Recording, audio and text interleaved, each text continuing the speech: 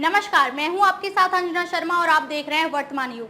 तो आइए शुरुआत करते हैं आज की खास खबर से। आज विवेकानंद विद्या मंदिर राजेंद्र नगर में स्कूल की प्रार्थना के बाद डॉक्टर अनिल राघव का स्वागत स्कूल के प्रिंसिपल श्री जगदीश रघुवंशी जी व स्कूल के स्टाफ के द्वारा किया गया। दीप प्रज्वलन के बाद कार्यक्रम का संचालन प्रिंसिपल श्री जगदीश रघुवंशी जी ने किया। उन्होंने डॉक्टर अनिल राघव एमडी को बड़े सम्मान के साथ अपने जीवन का अनुभव बच्चों के साथ साझा करने के लिए माइक दिया है। तो डॉक्टर अनिल राघव ने 30 मिनट तक बच्चों से अपनी जीवन के अनुभवों की बातचीत की तथा उन्होंने बताया कि वर्तमान में जो हम कार्य करती हैं यही हमारा जीवन है। जिंदगी को जीने के लिए आज में जीना सीखना है। जो जा चुका है वह पास्ट हमारे जीवन का इतिहास है, अनुभव है। इसको लेकर आज में कार्य करना है। जो फ्यूचर है वह सिर्फ हमारे जीवन का लक्ष्य है। हम जहाँ हैं सबको पता है, हमको जहाँ जाना है वह भी सबको पता है। इसी के बीच जीवन को हमें मैनेज करना है। अगर 24 घंटे हमने जीवन को मैनेज कर लिया तो हमने आनंद में जीवन जी लिया। सुबह ईश्वर को धन्यवाद कर अपने विषय का ज्ञान लेना बहुत जरूरी है। अगर जीवन में कमाई करनी है तो ज्ञान लेना ही होगा। ज्ञान ही कमाई है। सभी विद्यार्थियों को राष्ट्रभक्ति से ओतप्रोत होकर शारीरिक, प्राणिक, मानसिक, बौद्धिक एवं आध्यात्मिक दृष्टि से पूर्ण विकसित होना है।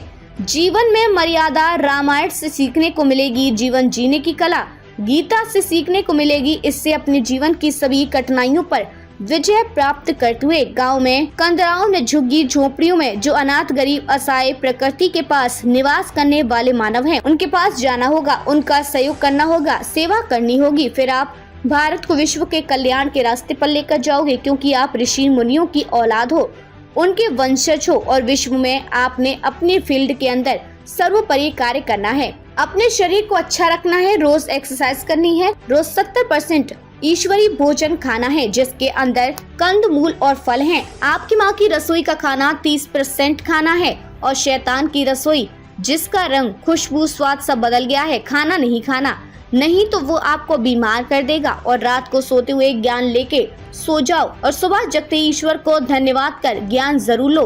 ज्ञान के आधार पर ही भारत विश्व गुरु बनेगा। ज्ञान के आधार पर हम भारत को कुरीतियों, गरीबों को शोषण तथा अन्याय से बचा सकेंगे। अपने जीवन को समरस, सुसंपन्न, सुसंस्कृत बनाने के लिए अपने अध्ययन में जुट ही जाना है और अभ्यास करते रहना है। वंदे मातरम। नमस्ते कर दिया। एक किस्सा होती है कि मैंने एक दवा समाज को पढ़ानी शुरू की और समाज में सिर्फ दवा के बीमार लोगों को निकाल दिया, उनको समाज में दवा पिलाई और वो ठीक हो।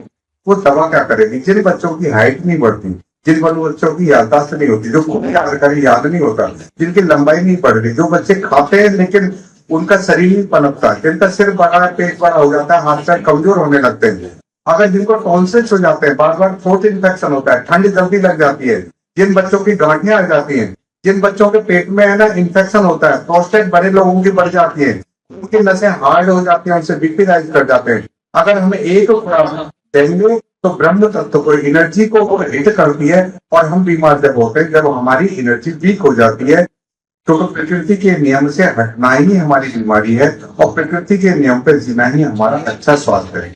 इन्हीं शब्दों के साथ मैं अपनी वाणी को विराम देता हूँ। जय हिंद, जय भारत।